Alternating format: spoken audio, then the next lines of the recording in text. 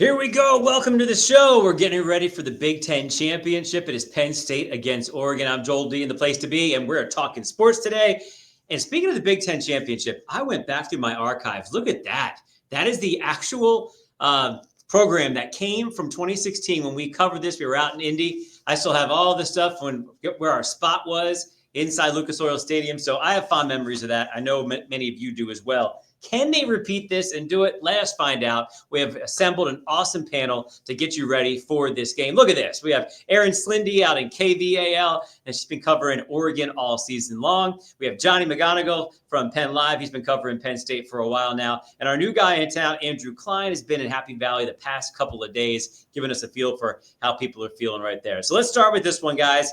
We can kind of just jump in. I'll call on you sometimes, but other times, if you feel like talking, you go for it. How good is Penn State really? We know they're in the game, right? They deserve to get in this game. But how good are they really? Johnny, I'm going to start with you on this one. What do you say? How do you answer that question? It's difficult. It's difficult, Joel, because the biggest test that Penn State has had so far this season, the test that it's often measured against year in, year out, Ohio State. They ultimately failed to score an offensive touchdown at home and lost that game. But I'll give credit to Penn State, where a lot of teams in college football this year, across the country, SEC, everywhere else, where they've been losing to teams they shouldn't lose to. Alabama losing to Vanderbilt, Ole Miss losing to Florida. Those things happen, especially this season. And Penn State, they've been resilient. They didn't lose at Minnesota. They came back from down 14 at USC. They won at Wisconsin. So to finish the regular season 11-1, I think says a lot about this team. What do you think, Andrew? You've been following this from afar and then up close recently. How good is Penn State really? Look, I think a big thing that it boils down to is how efficient these teams have been throughout the year. There are not many teams in college football that are in the top 10 in both offensive and defensive efficiency. Penn State is. So, as much as you want to watch these games and say the eye test, the numbers also never lie. So Penn State's going to come in. Look, they have a lot to prove. I think they have more to prove than Oregon. Everybody kind of knows what Oregon is. From day one, it seemed like Oregon was one of those juggernaut teams who, it was championship or bust. Penn State may not have been the same way, but right now, James Franklin, it's all on him. He's struggled in big games, but all those narratives will change with one game, and that one game could be on Saturday. I'm not sure it would all change with one game. Johnny, you know this fan base. It wouldn't change with one game. Well, let me ask you that real quick. And Aaron, I'm going to get to you in a moment. But how much of his legacy is really riding on this? Andrew mentioned it. What do you think, Johnny? I mean, look, I think the narrative and the perception around James Franklin and the program can certainly change in one night. You beat the number one team in the country for the first time as a program since 1990 when they beat Notre Dame. I think that the memories of really the bad memories, right? The sour taste, the sting from that loss to Ohio State this year and the losses to Ohio State over the years, at least for the moment, washes away. If you're able to finish, and go 12-1, beat the number one team in the country, end Oregon's undefeated run, I mean, you're talking about a narrative-changing win right there. I don't know, because after that, then they would get the bye. Then they would play Ohio State in the Final Four. And then if you lose that, you're right back to ground zero. Hey, Aaron, what's the feel for Penn State from your side of things? What are you hearing from the Oregon side? How do they view Penn State? Yeah, well, I think when it comes down to between if you had to pick Penn State or Ohio State, I think a lot of Duck fans were rooting for Penn State, knowing how tough that game against Ohio State was on Oregon's home turf. So I think that obviously Vegas, thinks this game is going to be a lot more closer. I think the last time I checked the spread, it was 3.5 in favor of the Ducks. I think Vegas thinks this game is going to be a lot closer than I think Duck fans will. But, Oregon has a lot more to lose than Penn State. So it'll be interesting to see kind of what happens. But I think the team that starts fast and finishes fast is going to end up on top and get that bye in the first round of the CFP. Same question to you about Oregon. Do we know how good Oregon is at this point? Yeah, I think at the beginning of the season, there were a lot of doubters after that close win against Idaho and an even closer win against Boise State. I think now proving the Broncos kind of proving that they are also in that CFP playoff conversation now has given them a little bit of credit, but it is definitely not easy to go undefeated so far this season. I think that Oregon has every single game continued to improve, looked at the last game and made improvements from that. And they have made their fair share of mistakes. They had a really close win at Wisconsin in their 8th conference game in a row before they got that bye and finished off Washington really strong. But I think the Ducks, they got a lot of players back healthy during that bye week. And was able to sit a lot of the starters during Washington, especially in the fourth quarter. So I think they're feeling really confident heading into this very first Big Ten championship. What's the best matchup for Oregon when you look at what they do well versus what Penn State hopes to do well? What do you think? Yeah, well, that's honestly a hard question because Oregon is doing so much well right now. I think having Jordan Birch back on the D-line, I think gives the D-line a really, really big advantage in this game. If they're able to pressure the quarterback, that's always a big goal for them. But I think right now being able to be explosive, be a dual threat offense on both the run game with Jordan James, but also getting the ball out to the wideouts that are heavy weapons on the outside, on the perimeter, I think is also going to be really, really hard for Penn State to stop. Johnny, we'll let you get in on this. You can take either side. What's the best matchup for Oregon, or what's the one that you think Penn State needs to stop to really succeed here? I think it comes down to the trenches. I mean, I'm a former offensive lineman myself, so maybe I'm a little biased. But you look at what Oregon has up front in Uyunglele and Birch, as mentioned, those guys combining for 20 sacks this season. And then on the flip side with Penn State, Abdul Carter, Denai Dennis Sutton, I think Zane Durant has had a really good season at defensive tackle, an explosive player on the interior. Going up an Oregon offensive line that's a finalist for the Joe Moore Award, the best offensive line in college football. I mean, if Penn State is able to pressure and bring down Dillon Gabriel, because we know that he can extend plays, if they're able to bring down Dillon Gabriel and force a turnover or two, I mean, that could turn the game. Andrew, what are you looking at here? What's the best or worst matchup that you see from the Penn State side? Well, look, I have written down in my notes in front of me, trenches, trenches, trenches. This is Big Ten football. It's all about winning in the trenches. That's going to be But it's barely Big Ten football. Oregon wasn't here last year. And that's the thing. Are they really a Big Ten team when it comes to the trenches? That's the point I was going to make, is that Penn State, they're Big Ten through and through. They're built on that defensive line. Oregon, they want to attack you with speed. They've got two superstar receivers in Evan Stewart and Tez Johnson. They've got one of the best quarterbacks in college football, who James Franklin talked about him yesterday. He said he's so poised in the pocket. He's not going to make a bad decision. He's not going to rush a decision because Penn State is blitzing him, for example, and something like that. He's going to, be able to be calm in the pocket. He's going to get through his progressions. He's going to make the right read because he's seen so much college football. I think you need to keep Dillon Gabriel in the pocket. You need to contain him and the Penn State secondary. I mean, it's going to be all on them to slow down those two receivers, maybe the best receiver duo in the entire country. We talked about this a little bit, the legacy of James Franklin. He's going on, I think, 10 years now. Is that right, Johnny? It's about 10 years he's been there. Yeah, this is his 11th season. Yeah. So, we know he's a great recruiter. We just got the recruiting rankings in again. That's never been an issue with him. He's great with the alums. He knows how to raise money. But on the field, winning the big game, and you just hear people groan all the time about him. But this is a big game for him, and not just that way, but when it comes to money. I believe I got this right. I just checked out his current contract. He's just been updated recently. $350,000 to him for winning the college football, make that the Big Ten championship. So big game for him. Talk more about this. What it means to him, you think, legacy-wise, get another Big Ten championship. It's been 8 years since the last one, Johnny. Yeah, I mean, you bring up the monetary figure. James Franklin's well compensated. I know. Yeah, not saying that 350 doesn't move the needle at all, but I think it means more. You mentioned his legacy. We've talked about the narrative.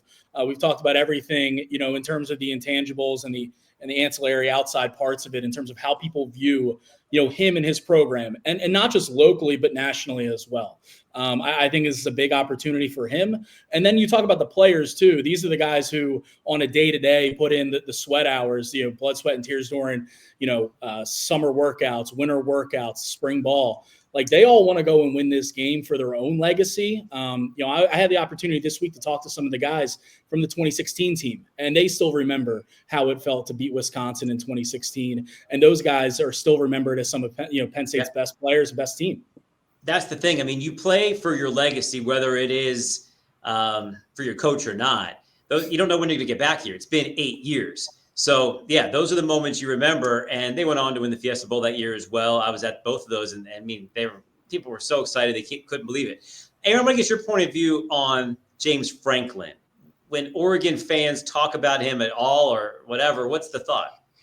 Yeah, well, I think the whole season, obviously Dan respects every single coach, Coach Lanning, and what they do. And obviously this is a brand new opponent. I think, the recruiting staff and scouting staff did a really good job making sure that they prepared for whichever opponent that they were going to face in the Big Ten championship. But I just really think that, every single game they've respected their opponent. And I think, but they've really just kept the focus on them. And every single week, Coach Lanning uses the term they want to take that medicine and take it into the next game. They want to prepare for the next opponent and then use that for fuel for the next game. So I just think that it doesn't matter the opponent, whether they were going to face Ohio State, face Penn State, Ryan Day, or Penn State. It just doesn't matter. I just think that they're just focused on who the opponent and executing the game plan. What do you think, Andrew, when it comes to this kind of thought? Has James Franklin won a big game without Saquon Barkley, and it's his credit, he recruited him, he played him, he knew how to play him. But when it's a generational talent like that, sometimes it's easy to say, oh, it was him, not the coach.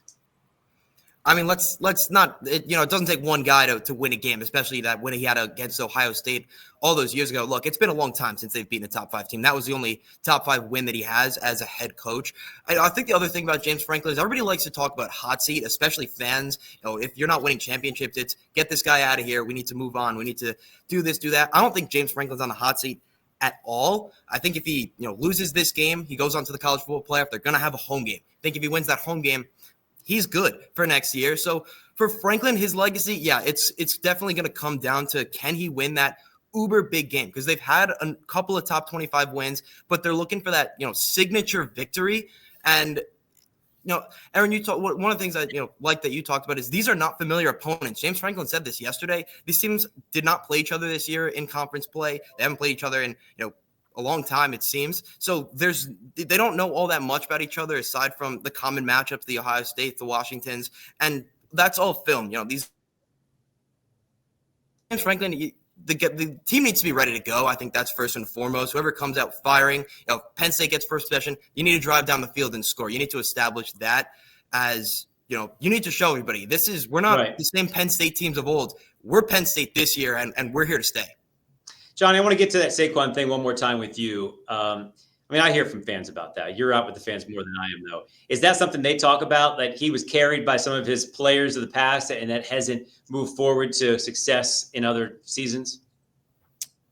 Yeah, I think there's a little truth to that. Also, you seeing Saquon, what he's doing with the Eagles, and a lot more people from Philly are now watching him and remembering what he did for Penn State. I think that plays into it just a little bit.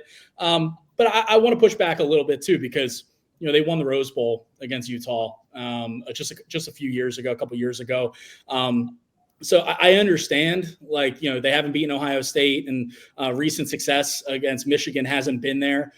So that's front of mind because it's recent. But I will say that they've won other games, and I think when he got the contract that he got, that 10-year new contract extension just a few years ago, Penn State had the 12-team playoff in mind, knowing that, sure, he might lose to Ohio State, but this is also a guy that wins 10 games a year and puts you in the hunt for a national title in that 12-team format. And they would have made it if a 12-team format existed back then. I don't want to play revisionist history, but I think he's positioned the program well to compete for a national title in this current setting, in this current format. Well, and that's the thing people forget. You got to say, okay, if it's not him, who? And how much success can you guarantee? If you're going to take 10 wins a year and then maybe you're going to break through at some point, that's probably good enough. But there's a sliver of fans that remembers Joe Paterno. They think he won every year. He didn't. So, you got to consider the level they're at. It's very high. They're always in the top 10, it seems. They're always a game or two away from being way up there for something else. And the drop down doesn't really happen except for maybe 1 year out of the 10. So that's the other thing you need to consider when it comes to that. And if you do a little bit of research, a lot of guys took a while to win that championship, like the national championship. Bobby Bowden, it took him forever to finally break through and get it. It took a lot of guys that we think about now as being uber successful, but they didn't get that first one for a while. I think Tom Osborne's another one. There's some others that legendary coaches, they didn't get that championship for a while. Aaron. Yeah, well, I just think that you just look at the amount of senior leadership. Now the game of football has changed so much because of the transfer portal. You look at guys last year on Oregon's roster, Bo Nix, Troy Franklin, Bucky Irving, like they're JPJ, Jackson Powers Johnson, who's playing for the Raiders now, that won the best center in the country last year. And they're still able to come back, reform a roster from the transfer portal, and be a really strong team. That's coaching. In this college football playoffs. So it doesn't matter really. There's not a lot of building up now. It's how can you recruit? How can you retain players and keep them from going to the draft, which now NIL plays a huge part in that. But I think this year, looking at this Oregon roster, even though this is their first year in the Big Ten, they still have all of this experience. Dylan Gabriel is a 6-year quarterback. His experience is going to play in here. Marcus Harper has been in the program for 3 years on the offensive line. Jeffrey Bassa, linebacker, has been here 3 years, has been waiting his turn to win a championship. It doesn't matter if this is the Pac-12 or the Big Ten. Oregon is set out to win a championship, and a lot of that is because these senior leaders, this is what they stayed for. This is what they came back for. I think you just found the magic formula. It is a number of players that are in your program that build through and get better. They can be 3-star, whatever, but they stay with it. And then that continuity really helps you. Then you have to add in those special ingredients that take you over the top. And it takes the right kind of coach to be able to put that all together. Talk about that a little bit, Andrew, and then Johnny. I mean, what does it say about a coach who can adjust to this new world of transfer and NIL and still be successful? Because not everybody's been able to do it. Yeah, I mean, look, I look at Dan Lanning, and if I was a college football player, I would want to go play for Dan Lanning. The guy is awesome. You know, he's all about the energy. You see him smashing helmets in the locker room. This is a guy who is going to put you in a position to be successful. I think that's the biggest thing for college football coaches. You know, Oregon's a big program. They had lost Mario Crispo. He went out to Miami. Dan Lanning comes right in. They don't miss a beat, and they're as good as anybody in the country. Day in, day out. I mean, this team has been from the first day of the season. You know, Kirk Herbstreit said if this team doesn't go undefeated and win the national championship, their season is a failure.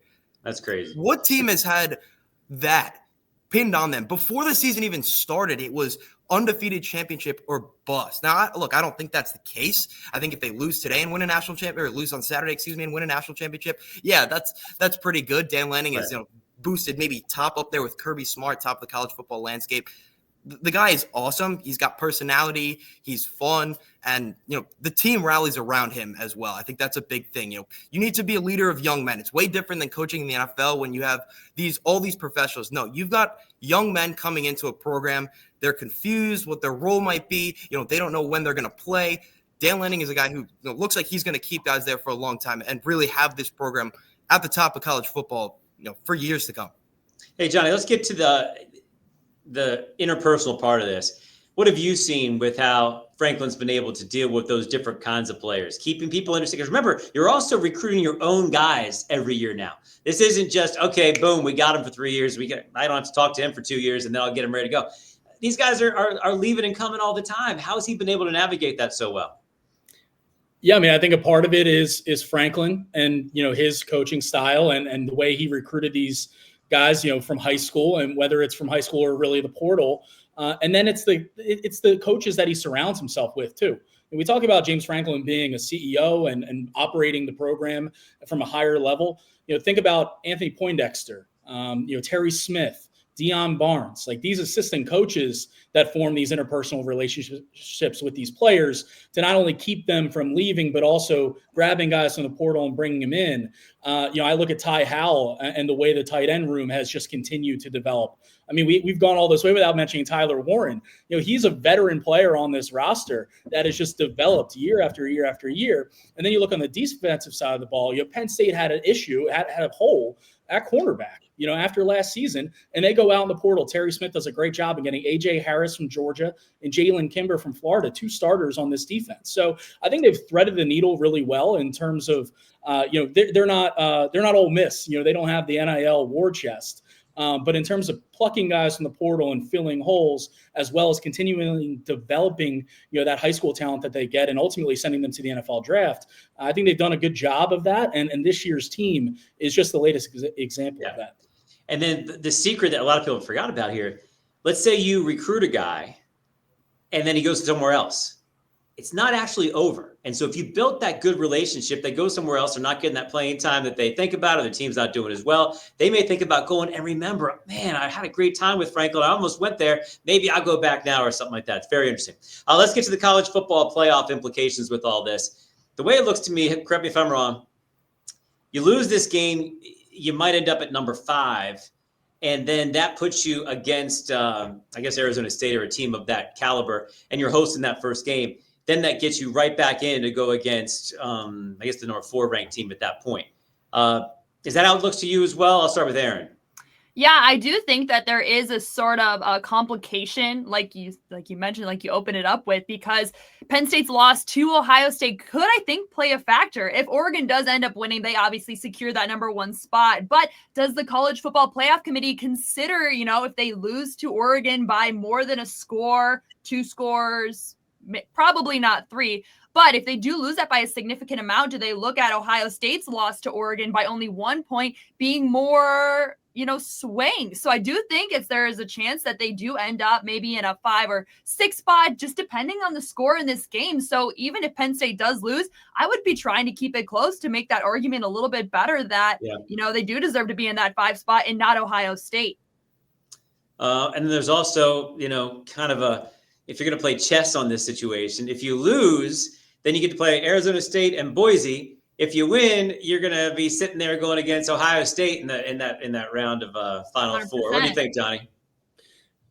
I would just say too that they're right now, that's how it's projected, right? If Penn State were to end up in the 5 seed and projected to play Arizona State, should they win, the Big 12 championship on Saturday against Iowa State, I wouldn't be surprised though if the Big 12 champion, especially if it's Arizona State, ends up jumping up to the 11 seed, and then you got Alabama there at the 12. And then Penn State could potentially play Alabama at home. If Penn State, and then again with Penn State, I think there are scenarios in which they could be 5 through 8. Honestly, I mean, if they go to Indianapolis and lose by 20, there's an opportunity that, or a chance that they might end up all the way down at the 8 seed. I don't think they're going to fall out of the spot of hosting a home playoff game at Beaver Stadium in the first round. And Aaron mentioned it, the opportunity that Saturday presents win, and Penn State could be the number 1 seed, the number 1 team in the country, depending on what happens with Texas and Georgia in the SEC championship game. But a lot of different scenarios going into Saturday and ultimately Selection Sunday. Short answer here, just pick a team. Which team is more likely to blow out the other? If it was going to happen, I don't think any of us really picture it being, like you said, Aaron, more than 2 scores. But if it is going to happen, is there one team that's more likely to do it? What do you think? We'll start with you, Aaron. Well, I think between Oregon and Penn State. Yeah. I'm trying not to be biased, but I do think that Oregon right now is hungry, and I think that they're healthy, and I think that they're going into the same mindset that they did at the beginning of the season. They do not take that disrespect that they got after the first 2 games, when before the season, everyone thought they were going to win the national championship. Then after 2 games, everyone counted them out. They do not forget that. They focused on just themselves this season. And I think that they're taking that chip on their shoulder into this game. So I don't think it matters. I don't think they're going to be saving anything, knowing that if they get the win and they pummel, they're going to get that number 1 spot and they're going to get a bye anyways. So that's what I think. You jumped into prediction territory. I was just wondering first about blowout. Here's my question for you, Johnny, and then quickly, Andrew, just yes or no. Is the Penn State offense good enough to blow out a team like this? I don't think so. I think everything that we've seen so far this season, I don't think so, especially against a defense of Oregon's caliber. Yeah, real quick, same thing, Andrew. I mean, if there's going to be a blowout for me, it seems like it'd have to be on the Oregon side to really get rolling. I don't know if Penn State, maybe if defense got a bunch of touchdowns, but I don't think their offense can really blow out anybody like Oregon. What do you think? I mean, look, I would totally have to come down to defense. I think Oregon's the best team in the country. I think there are only 4 teams that can win this whole thing. And unfortunately, I don't really think Penn State is one of them. I think their offense is good. I don't think it's, up there with those best teams in the country. I don't think this game will be, a blowout, but if it's going to go that way, yeah. Look, I mean, I think Oregon's going to come in and. Okay, that has got us to the end of the show here. Once again, thanks for being here, everybody. Before we get to our official prediction, I'm going to take you back. Once again, I was there in 2016 making predictions on the air, and I was surrounded by Penn State fans. I was going against Wisconsin. And before the game, remember the big talk was, I don't know how this is going to go. Penn State kept giving up a lot of yardage, and they were behind early in games, and Wisconsin was so good at grinding you out. This is how it looked on the air 8 years ago. It's going to be super close. I hope I'm wrong, but I'm thinking 24-21. No, don't do it, man. Don't. Wisconsin wins this game. Wisconsin, back to you. I might be back at 6. I'm not sure. It's going to be tough. I'm telling you, guys. I think Joel D's in his own football game right there. He's getting tackled. Run, Joel. Run! Sorry. Run for the end zone. I apologize. Sorry. I want to be Joel wrong. D, the most hated man in television right now. All right. Back to real time here.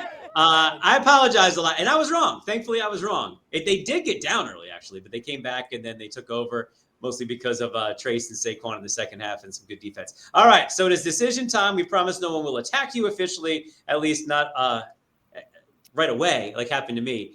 We already heard from Andrew. Do you have a score, Andrew? You say that you think Oregon's going to win.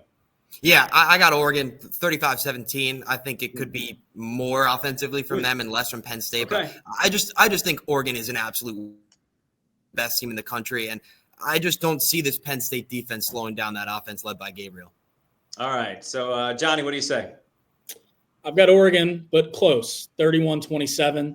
I think Nick Singleton, Tyler Warren, able to do enough on offense to keep up for a while. But I think one big play by one of those Oregon wide receivers ultimately, puts this game in the Ducks' favor. Okay, Aaron, go for it.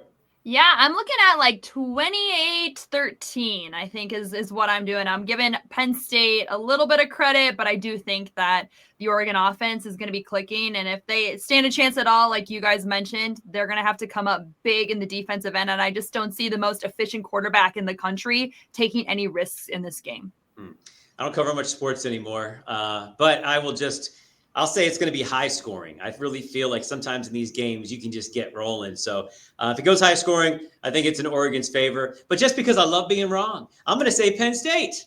All right, I'll be saying Penn State this time. Yeah, they're cheering for me. Penn State 31-30. Dramatic as heck. 2 points at the end, and there you go. The new legend of James Franklin has been rekindled at that point.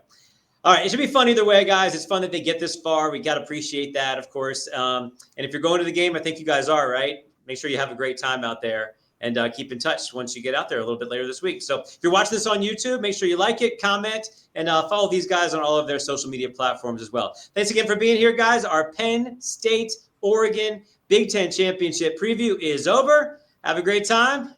Go Penn State. There you go.